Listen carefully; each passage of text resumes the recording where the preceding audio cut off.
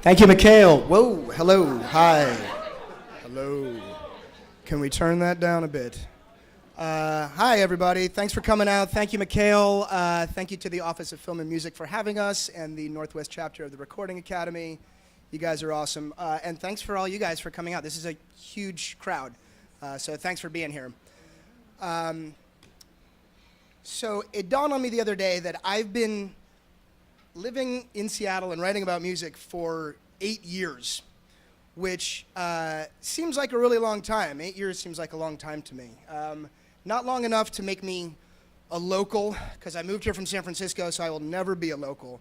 But maybe long enough to make me a professional observer of the music scene here in Seattle. And that's a role that I relish and I take very seriously. In those 8 years, I have to say that it's also dawned on me recently that it seems like right now things are functioning within this music community at a very high level, perhaps as high as they ever have. And what I mean by that is not necessarily qualitatively. You know, I mean, we can argue about our favorite bands and, you know, the bands that we like or the artists that we like, and, you know, that's all a matter of opinion. Everybody's got an opinion. But I mean more quantitatively in that it seems like within those 8 years that I've been here and observing professionally, there are more opportunities for musicians to make music, to distribute their music, to play music live.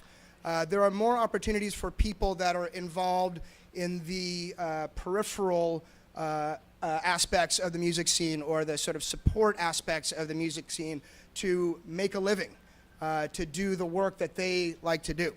And that, to me, is what constitutes a functioning underground. And that underground constitutes a functioning industry in this city. And that, to me, seems really unique. And it's a wonderful thing. You know, I say that as someone who wasn't here for the heyday, you know, whatever you want to call it, that was 20-some years ago.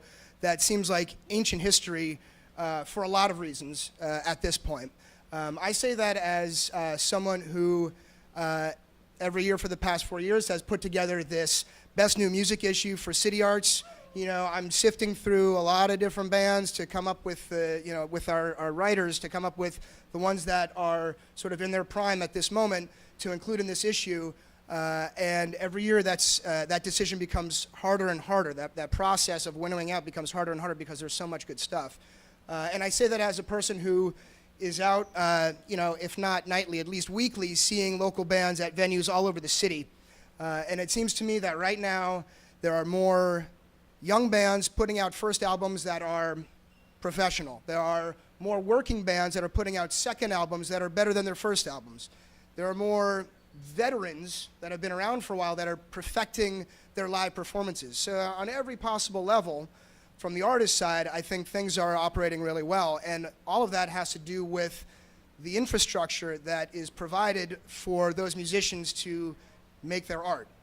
And that infrastructure is comprised of people like you see up here right now. That is the industry, the underground, that keeps the blood pumping, that keeps things fresh and allows for that creative energy to flourish. So we just got a kind of a brief intro from Mikhail there for our three panelists, but I'll go into a little bit more detail. You probably know Eric Blood as a producer and very intimate collaborator with Shabazz Palaces and The Satisfaction, a bunch of other bands in Seattle. Maybe you don't know that he also makes music on his own, under his own name, that is totally awesome and has been getting better and better. I mean, that's the last time I saw Eric was at Lo-Fi. He's performing as a duo now, and now there are some choreographed dance moves involved in the performance. What's so funny? And it's great. It's something unlike anything else I'm seeing in the city right now. It's great. And then Jody Eklund for the last 3 years has been the talent buyer / booker, and I've always been confused about the terminology there, at Chop Suey, and has also been a concert promoter for years and years prior to that. And of course, Jody has sort of been with Chop Suey as that venue has undergone a pretty difficult transition over the past year or so to the point where it's at now, where it was almost not a venue, and because of Jody's involvement, it is. And then finally, Kristen Green, who is band manager for a band called Hey Marseille, who you may know, and also a band called the Lumineers, and has traveled the world with those bands. Andrea Gibson. Who's that? Andrea Gibson. Dre Gibson? Andrea Gibson. You have to tell me about her. And has sort of watched as those bands and been there every step of the way as those bands have gone from small sort of hometown heroes to national superstars. So me being just the professional observer and you guys being the professional doers, I'm hoping to sort of slide this over to you guys, maybe just kick off a question here and then let the booze-fueled conversation flow. And I guess, I will keep these questions a bit more on the sort of philosophical side, because I feel like it's the ideas behind this whole concept or this event tonight that are more interesting to me, more so than the numbers and the bookkeeping and sort of the facts and figures. So if that seems like a little too abstract, feel free to, we'll open the floor to questions later on. You can ask specific questions. But maybe to start out with, let's just talk about what it is about Seattle that allows you to live here and work here and do what you do.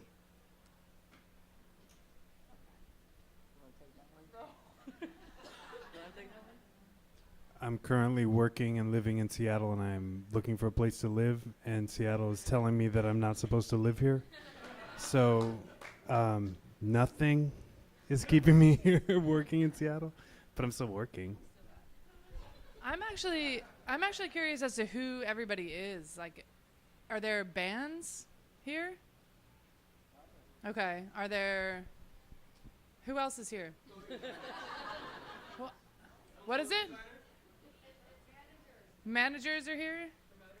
Promoters are here. Record producers are here. Booking agents are here. Music tech. Here we are, the new San Francisco. Educators. Got it. Loggers are here. Bloggers. Bloggers are here too. It's cool. Sell your semi. That's good. All right. So what do you make of that info? Well, I was just curious. It often helps, like, tailor answers, I think. Sure. It's like, who needs what? Like, why are we here? I'm passing the mic. I already told him I'm broke. Well, let's think about this. I mean, the title that I sort of randomly gave this panel discussion was Digging the Underground, and what makes underground music an industry in this city. And what provides sort of how you guys make a living, how you're able to make a living, or what provides the foundation to make a living in the music industry in a city like Seattle, which isn't a major media hub like LA or like New York, or places that people sort of assume are the culture producers in this country. Honestly, it's a labor of love. We're not making a lot of money.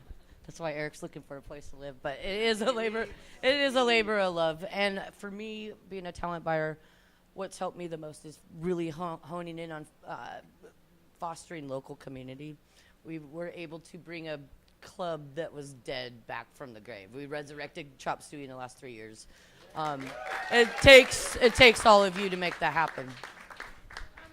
So I moved here from Brooklyn, and this is the third biggest market, touring market in the country. Or not touring, rather, it's the third biggest music market in the country, behind New York and LA. It was a fairly strategic move for me. I came out here 6 or 7 years ago because I loved what was happening here 6 or 7 years ago, which was like the boom of Death Cab, the boom of Modest Mouse, the boom of all of these incredible bands that we know and love and that are putting out records and killing it. And it's a massive touring market. I mean, it's the place to be in the Pacific Northwest. And sure, you've got Vancouver and Victoria, but then you've got Portland, then you've got And then you've got San Francisco. You know what I mean? So for me, it was like, yes, it's always been a labor of love for all of us, I imagine. But it's a massive market. And I think it's a pretty specific sound that we're doing out here for whatever the reason, the clouds, the mountains, the rain shadow, what have you. And it's a labor of love. Well, you say labor of love. I agree. I feel the same way. And I wonder what it is about this place, again, that allows for that kind of lifestyle. You know, that's a lifestyle choice. I feel like you could be maybe elsewhere, you know, making a lot more money doing it in New York or LA. And instead, you prefer, Jody, you prefer to be doing it here because of that community contact, that community interaction that you get here. This place is significantly more accessible than any other major market. That's the Accessible one thing. how? Well, I came here from New York again, and that's kind of where I started, but there's been whiskey. So what I found when I moved here was my first flight. I came out and I emailed Numos, The Croc, and one other place. And I was like, hey, I'm coming from New York. I'm moving here. Can you help me out? Like, let's meet up and hang out. And every single person responded and was like, dude, oh my God, come see my room. This is what's going on. And like, for me, that's what stuck out about this place. In New York, everyone is like, cards to the chest, no shot, you're not getting in.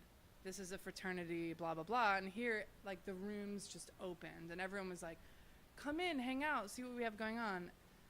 You know, yeah, there's a freeze when you move here, but I felt like the music community here embraced new people moving here, new bands coming here. I think that the community here is significantly more open and like stoked to see what you're doing. I don't care how weird it is. I mean, there is some weird shit that gets on the cover of your magazine and The Stranger and like other stuff, and it would never fly elsewhere. But we're pretty strange here. I'm into it. Would you guys agree with that sentiment? I agree with it. I think a lot of like bigger major cities like New York, LA, there just isn't as much community. Here, everybody knows everybody. Everybody's willing to see what you're doing. I think the biggest thing is the word community. Yeah, I moved to San Francisco for a while, and I had to be a delivery driver at a printing company because I didn't know anybody. I knew a few bands that I've booked, but it just wasn't as easy to break through. I like it here. I don't believe that music has any sort of geography like attached to it. I think that creativity is creativity, and it happens wherever it happens, and it can happen anywhere.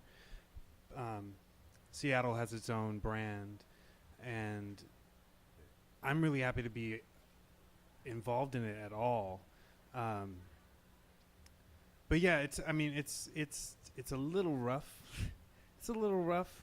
Like, all the money is in tech, and art really is a sideline.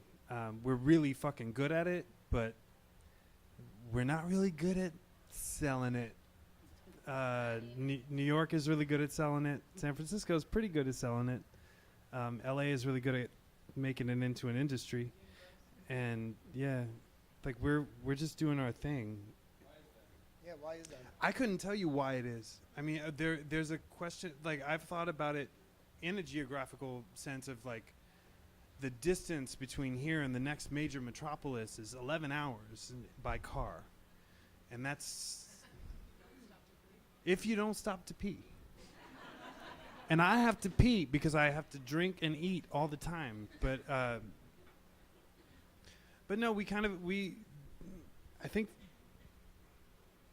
what it is that makes us unique in any way is that isolation is not the right word at all, because we're not isolated, but the distance,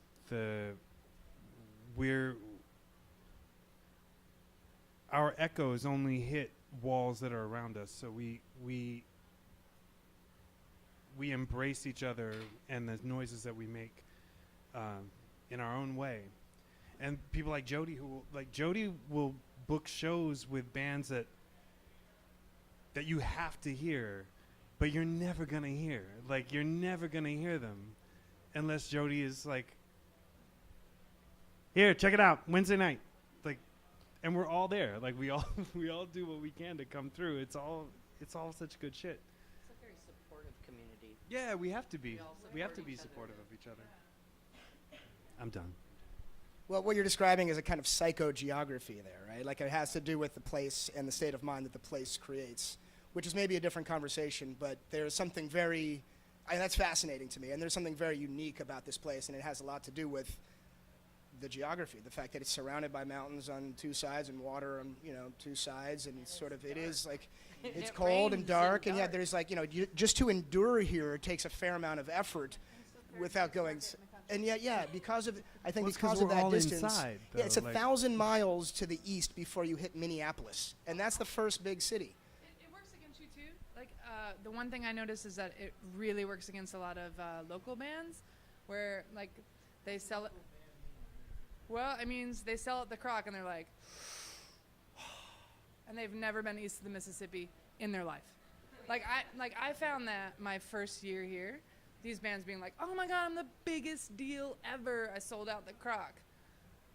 I've never been east of the Mississippi as a human, let alone like as a band. And I was just like, oh no, you know what I mean? Like this is, oh. So that happens too. When you say third largest market in the country, what are you measuring by? I'm measuring by some study I read at some point in the last few years. Real talk. Scientific. I mean, because I'm sure Nashville is doing their thing right now, and I actually know they're doing their thing. They're like right behind us with real estate. So our real estate started booming a couple years ago, and it's now out of control. And now Nashville is the exact same way. And Nashville's always been a big music town, clearly, but now it's like ridiculous. Like their real estate is like Amazon style. Yeah. Well, Kristen, we're at an interesting point right now. You talk about this openness that you experienced years ago when you first moved here. The vibe on Capitol Hill these days is not one that is open at all. It is one I don't of know. sort of batten the hatches and defend this place against the interlopers. I've seen that, yeah. And it makes me wonder if that openness can be sustained. Is that all going to change I don't as know, the city man. grows? I have no idea. I lived in Brooklyn when the Lower East Side became Bridge and Tunnel disgusting, and it appears that Capitol Hill is working that way, but I can't speak to that. I'm not a city planner. I'm not that human, Well, yeah, and then should that and occur... I don't go to the Hill Wednesday through Sunday. right. So Right. Are there enough venues and outlets throughout the rest of the city to sustain the music scene should Yes. Capitol Hill just get, there's washed too out? many venues in the city. There's a ton of venues in the city. And then the venues that aren't proper venues, like the underground ones that we're not supposed to talk about, those are fucking rad. Yeah. So yes. That's a problem though. Like that we're not supposed to talk about these venues. But no, it's a thing though. It's a genuine thing. Like we don't talk about these places, and there are 3 clubs in this city that you can play at and be considered a national act. Sure. And that's they're owned by 3 people. 3 people. And That's everywhere though. That's not just I'm sure that that's everywhere, but we're talking about here, and our community doesn't really rally around the abolishment of that. Like what we do is we kind of just fight to get into one of those clubs. I'm one of them too, though. Like I'm all about it. Like I want to play to as many people as I can. I want everyone to hear my music, and I want everyone to hear the music that I'm helping people make. And you play the game. You play the game as much as you can. Well, you don't. No, you don't have to. You can just. Sometimes you find the good guys. Swear to God, Jody is the good guy. Jody is always a good guy. But yeah, like it's rough. It's rough. And what we have to do is create our own scenes, and we have to just create our own underground. Like What does that mean? underground by What does that in mean? general. Like you just get the people that want to come and hear your music, or see your show, or see your art, to come and see your art. Like you make it your point of living. Like the reason you make art is for people to experience it, and you bring it to them. You make it happen, and it's work. It's hard work, and it doesn't pay. That's an interesting point. I tend to like book the underdogs. I like the guys that are doing grassroots promoting, that are out there like hitting the streets. Everybody's gotten super lazy with promotions lately, and as an artist, it's really hard to sell yourself. But I like the underdogs. If you got if anyone in here wants to bring anything my way, like send it. I'm the guy that's gonna sit there and listen. That's true. I support that. I have a question real quick. Do you think that maybe the openness that everyone's experiencing from other artists is because they're kind of like capping out as far as like places to go? Like it's been a comparison like New York, LA, Nashville.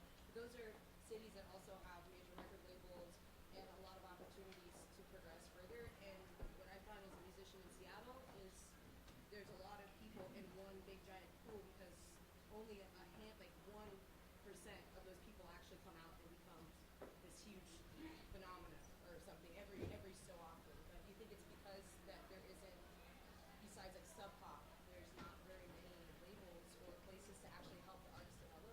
So wait, if you guys couldn't hear that question, it was basically about a glass ceiling in Seattle, or sort of there's a limit to the degree of success a person can achieve here. And that like is a part of why the community's And that's why there's an insular or really friendly or sort of open attitude here. I don't know. I'm asking you guys. I would say there's a lot of music outside of Capitol Hill that's dope as hell, in like Fremont and like in Wallingford. I mean, you go Monday nights at, but I'm just saying, you go Monday nights at Nectar Lounge. You go Monday nights at Nectar Lounge, and you talking about city arts. You got a painter. You got somebody grooving. Mojam Mondays at Nectar Lounge. Please go there. I mean, there's soul scenes out here that y'all ain't even looking at. It's been here for 30 years, and you make a movie called Wheels Groove, and oh my goodness, everybody talks about it, but I don't see nobody. I look on that list and I don't see nobody in the groove scene. Let's really talk about it. Come on. What's the question though? Like the real. That is the real question. No, hold on. She started. No, she started. She started. My real question was, you were talking about the community being really supportive and open, and that being kind of a special part about Seattle, separating them from other major music cities. And I was asking if you think that's because there is a lack of progression to a certain extent in Seattle. I mean, because yes, the underground, like there are a lot of people that will come to your shows and you'll sell out to those people, and they love your stuff and what you're putting out. But other than those people in that room, it seems like that's almost you reach the top a little bit. I'm gonna go with maybe. What you're describing, my- I think, is the flip side to that labor of love, right? Is that that you're only, you're in it to a certain extent. And I mean, tell me what you guys think about this, or to a certain degree of potential success. And that's why you're doing it. It is a labor of, and I mean, I don't know if, I'm gonna go with maybe is the answer to your question. I Yeah. feel like in the 90s when the shit got real here with grunge and I wasn't here, right? I was over east, but like that's how this city was defined. And then all of a sudden, we got Macklemore on the map, and everyone's like, "What's going on in Seattle? Are there any other rappers going on?" Like, and now everyone's digging in here for rappers, and we haven't redefined ourselves as a city yet, as a thing. And like maybe that's for the best, but everyone had eyes on when the Head and the Heart came out of here. Oh my God, the A&R people that came crawling into this city, like looking for the next fucking stomp and clap. You know what I mean? Like that's what was going on. But like that's real talk. Like that's what was going on. That's what they do. Like, and that's what the LAs and the New Yorks do. And I feel like Seattle doesn't do that. Like I've only been here 6 years, but we're not sitting here being like, oh my God, we are grunge, we are, hip hop, we are this. It's like everybody's still coming out of here. Like Modest Mouse has a #1 record right now. Like. Fucking Death Cab is killing it right now. You know what I mean? Like, you got Shabazz came out the last 2 times, like killing it. Killing it on national television 5 nights a week for the next, 3 years. Like, I don't think that we're sitting here trying to be the next New York and LA. I've only been here 6 years. I'm not trying to claim Seattle. I'm just saying, like, we're not really focused on that. We're not trying to be like the next place that when grunge happened, my understanding was that all these major labels came here and set up shop. There were 3 people that came and like decided to be Atlantic, decided to be Capitol. They're gone. They were here for 2 years and they're out. I don't think that that's what we're doing here. I think tech has already done that here. Hey, Yeah. panelists, can you do us all a favor and when you're talking into the mic, put it right up to your mouth? It's pretty loud in the back. And Like this? The folks back there are having a little trouble hearing it. Sorry, guys. Yeah, we got a couple questions on the side. Wait, Eric, did you want to say something? I do. I want to address this really quick, just because I'm coming from the art end of it, like where I'm making stuff and not selling it.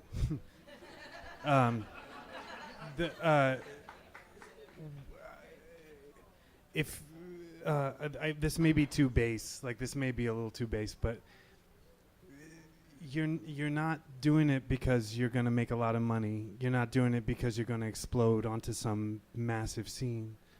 And yeah, like if you wanna just have a product that everyone's gonna buy, then you gotta go to the factory. Like you're here and you're making things that you love and you're making things that you want to give to people, and I'm just hoping that you continue to do that with that in mind. Like it's not gonna make you any money. Like I'm broke as fuck. I'm broke. But I've made some of the most beautiful albums in this fucking city, and they're gonna last forever. And my money is going to this fucking bar because their whiskey is expensive. But like that's what it is. There's no reason to even get upset about it. Like you just keep making your shit. Like as long as you're making music, you're winning this, and that's that. Yeah, let's get to some other questions on the side here. Okay, so your comment made my question comment sort of broken in half. And that is to say, first I was going to say before you said that, which is that half of Seattle's problem? Because I'm one of the two people in red here for film, but but I have musicians in my family, and I know that there's a mentality in Seattle, and not to like discredit it, but it's a little like too cool for like worrying about things like money, and I think that's beautiful, and it's funny because my husband was in music and I'm the one that's in film, but like in music, I was so jealous of him this last weekend because I'm sitting here slaving on a script and thinking about how to raise money to produce the thing, and he's in like the back bedroom producing a song from beginning to end with my son. They've got all the instruments, they've got all the gear they need, they can do it in one room, done, packaged, ready to go. As a filmmaker, I'm sitting here going, where can I find the money? Where can I get the money to get all the parts, to pay the people with skills that Seattle is full of? Seattle's got so much skill, even in film, not just in music. But it's like, I want to be able to pay these people so that, like, not that they're going to get rich, but like, you know, so they can actually survive and do their craft. And so I'm wondering, like, how can we somehow not lose what's really great about Seattle, about the fact that we're all in it for the love. That's why we're here, because there's nothing to keep us here in this industry, money-wise. But it's like, can we figure out a way that we're not above making a living doing what we love?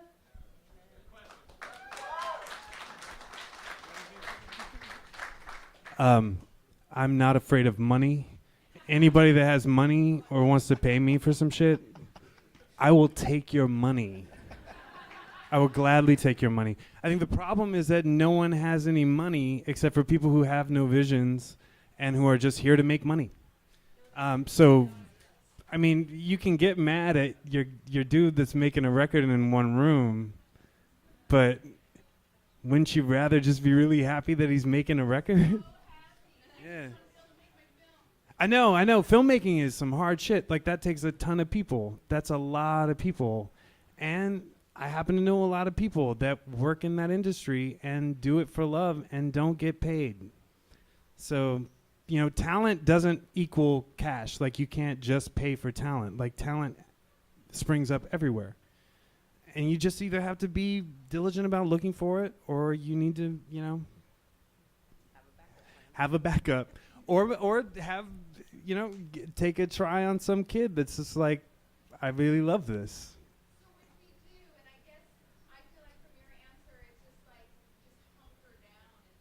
Yeah, man, if it's not worth working hard, then why would you do it? That is the critical question, though, you know, and I feel like that is where we're at as a city and as a creative, with the music industry, as a creative industry, and with film as well. Right now, we're at that critical point. And I mean, I don't know if we're going to answer that question here tonight. Maybe we will. That's a big question. But yeah, that's what we're trying to address. And I think just the fact that we're having the conversation is at least, it's a good start. But yeah, there's more work to be done. Another question here.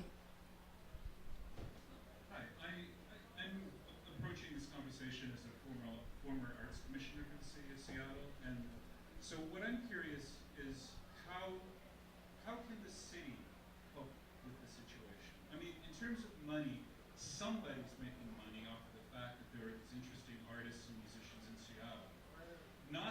Not those artists, and not necessarily off of specific artists, but the idea that there's this scene, and you think about the tourist industry coming to Seattle, how Seattle markets itself to attract these people, and the people that benefit are hotels and businesses and et cetera. So how can the city possibly play into this picture? I mean, this is a great event and series of events that the city's responsible for, and I absolutely congratulate them on that. But is it? It's funny because as both a musician and a visual artist, I know that from the musician standpoint, the mythology has always been, well, you start from the bottom up and you play and you might make it, you may not. It's all this hard work and this sort of almost kind of heroic myth of what an artist is. But for other artists, that are not in music, whether it's visual art or film, as the last person mentioned, this is, I mean, a lot of time is spent on just getting funding. And so how can the city help its musicians and anyone else involved in promoting those musicians? Rent control. So, yeah, no. That's what's up. Right But there. apparently that's No, no. never going to happen per Dude, Ed Murray. Real talk. That is, That's what's up there. Yeah. So yes, rent control. Events such as this. I think this is great. Since I've been here, I've watched a few different government things go to the wayside. There was like this whole like late night thing that happened. The nightlife initiative, when I first moved here, was a thing, and I was like, "What are you guys talking about? You don't let people drink on stage? Like this is the music business, Like what are you talking about?" and that changed. That makes no sense. And like 2 years after I was here, everyone's like, "Thank God we can drink on stage." And I was like, "What were you doing?" So I think it's happening here, but more so, yeah. These like rent-controlled artist spaces.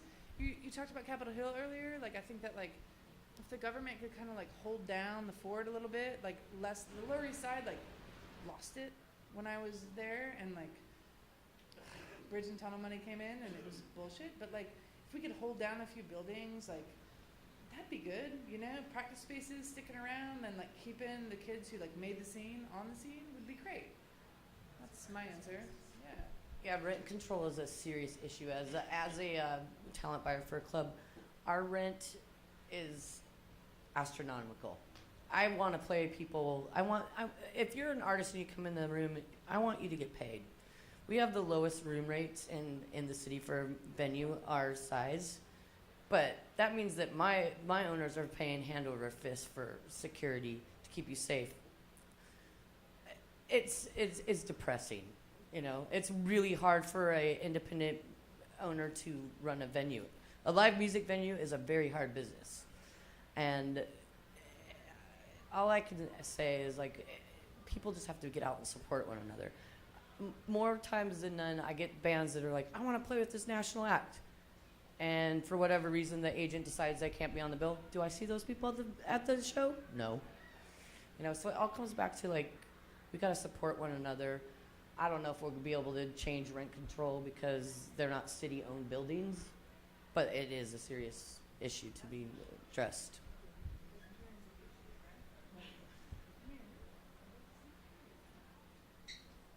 Question right here. What about something like last month the speaker had, one of the speakers was from Canada, that they had a program where bands, artists, visuals can apply for grant money. Could the city, because we put so much money in taxes into the city, do some sort of grant writing? So a young artist has a proposal, wants to record, is going to have There's a fair amount of that goes on in Seattle for sure. But where getting the information available to the artists to find where they can find funding Google for it. their project. It exists. I mean, that's out there for sure. Maybe it's not enough, but it's out there for sure. I mean, if anything, this sort of line of questioning brings up the film incentive that was just there's an article in The Stranger today about there's some sort of resolution in front of in Olympia right now to raise the film incentive program in the state of Washington from I think 2 million, which is paltry, maybe it's 3 million, to 10 million, which is still 40 million less than say New Mexico gives as incentives for filming in state. So I think what we're talking about here is almost like a music incentive or a venue incentive, that allows for rent break or rent control for a cultural center or a cultural venue. I still just think artists need to be able to afford a place to live. One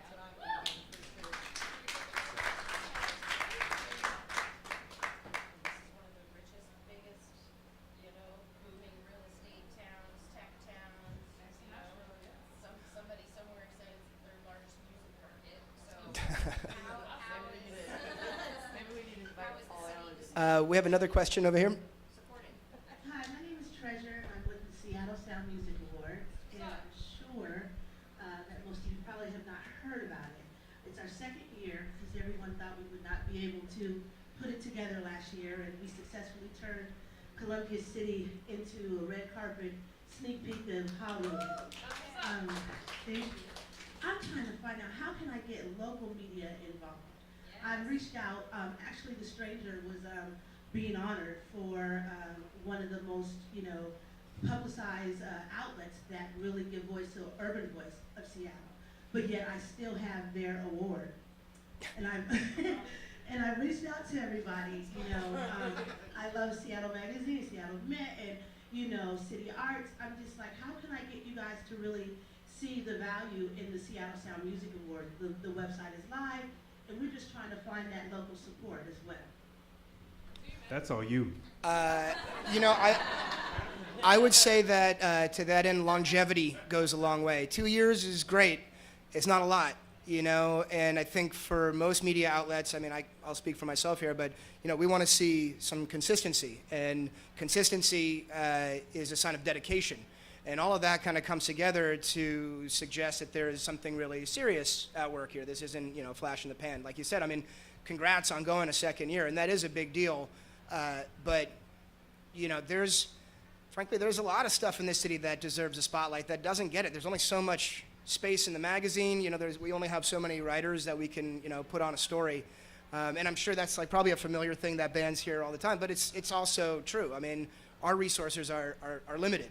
I haven't heard of this award at all, or this ceremony. So yeah, I'm definitely curious. Please, tell us more about that after we're done here. You can always resort to stalking. I'll take your card. That's what's up. I'd love to hear about that. Any other questions from this crowd? This beautiful, attractive crowd. Yep. You could turn chop suey, I don't need that, into a church, and then you wouldn't have to pay taxes. The Church of Chop Suey.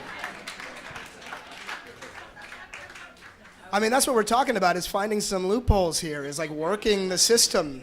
See, what I don't like about that, though, is that as a member of the congregation, I have to give 10% of my money to them. And I don't do that shit. So, no. Do a work exchange. No. Any more questions? If not, we'll just, yeah, B. Dahlia. Jonathan, somebody earlier said there were only three clubs that brought in national acts, and I'm curious what three clubs they were referring to. Kristen, I believe that was you. No, that was me. You got the Showbox, both sides. You got Numos, and you've got the Crocodile. And these are venues that you fight to play in. Yeah, Nectar's great. Those are not venues that anyone's worrying about. Like I'm not. The Tractor's the shit. Like these are not. I'm not disparaging venues. I'm talking about a very particular scene, and a very exclusive scene, that is slowly growing and amassing more and more real estate. That's preventing local, and young, and new artists from showcasing their art. So I guess I'm not trying to be contrary to that, but how can we get other venues like the Neptune and Nectar and the Tractor and to be looked at Chop suey. at Chop Chop Suey. Suey, and eventually I can keep going on the list. That's the Sunset or the list goes on. A High Dive. How do we get more stature in those? I mean, the capacity of the Neptune is high enough. You keep putting on great shows, and you're good. Like that's just that. And as soon as you keep putting on enough great shows and have enough people come into your shit, that's when a certain group of people are gonna buy your shit up, and then you don't have to worry about it ever again.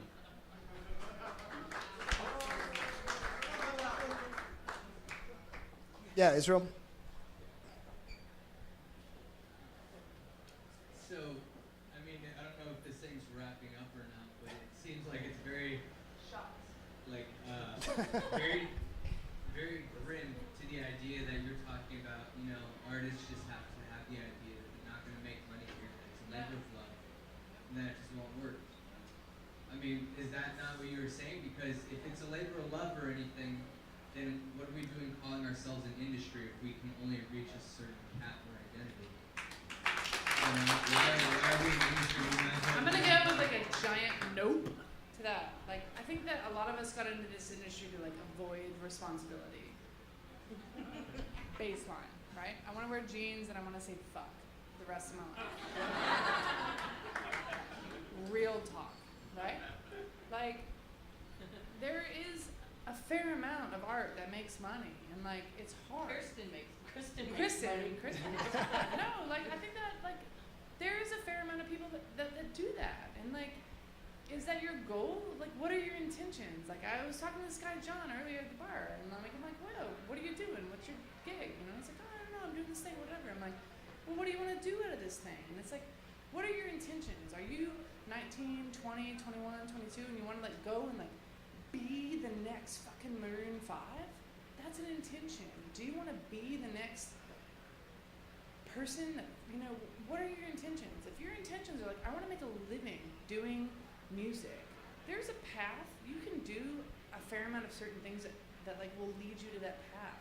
If you want to be this artist that's like a realized artist, that you want to be like fucking Stevie Nicks, Kim Gordon, like, fucking Wayne Coyne. Like, you want to be the person that's like, I want to be an artist realized. I want to go across the fucking board. Like, there's a path for that. You can continue to do that.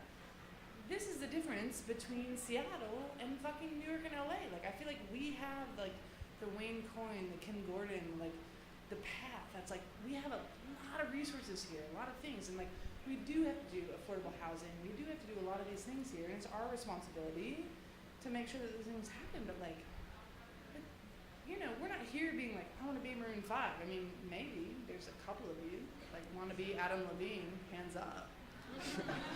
Nope, I saw you in the back. That's what's up. Yeah, like that's what's up. But like there are paths to do that. Like, I don't know, man. Like, But is one of those paths Seattle? Or should we just yes, dude, it's the third biggest market in the country. That's what's up. Now you're both pointing at each other. Like, Yeah, I'm just saying, like, there is a path. You can do all of those things. I feel like that's why we're here. Shots. agreed.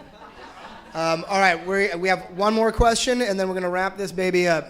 Come on, who's got the best question in the house? In the back there with a big smile. Oh, well, we got two questions then, because I just called on one. We'll go first with the microphone. My name is Fat Cat, CEO of Audio Dope Music. I just want to, well, it's not really a question, but there's a question at the end. One, I just want to let you know there is more venues available. El Cafe, Arizona, and Fiesta Del Mar. They're both concentrating on local talent and bringing about the market. So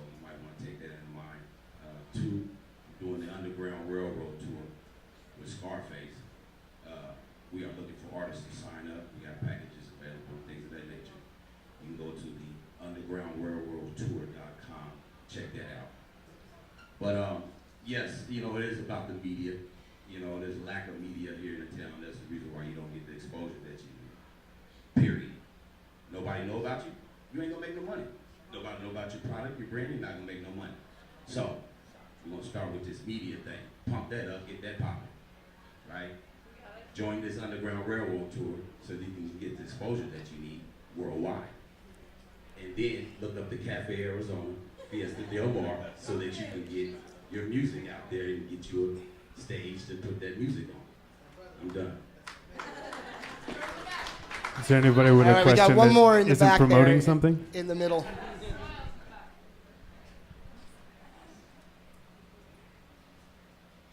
So I have a question for Kristen. You don't have to, give your whole life story, background, whatever. But I'm interested to hear how you got to where you are today, and do you have any advice for people like me and my friend who are trying to start our careers in the music industry, not the performing side, but the behind-the-scenes side, Yes. the promotion, the marketing side. Like, My- what do we do? Absolutely. Because it's difficult. My advice is very simple. It is go on tour. Your parents will hate you. Fact. They'll be like super upset. My advice is to like get on tour, get in the van, shower when you can, do the thing, and like figure out what it is you want to do. Like there are so many. I mean, the four of us here, have four very, very different jobs.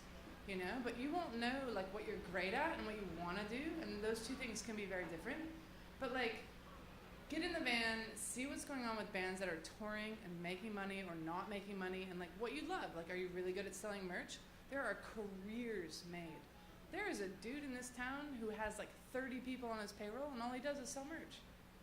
Real talk, like monster truck shows down to like Numos, But like tour managing, booking shows, all of the things. Like there's so many jobs in this industry.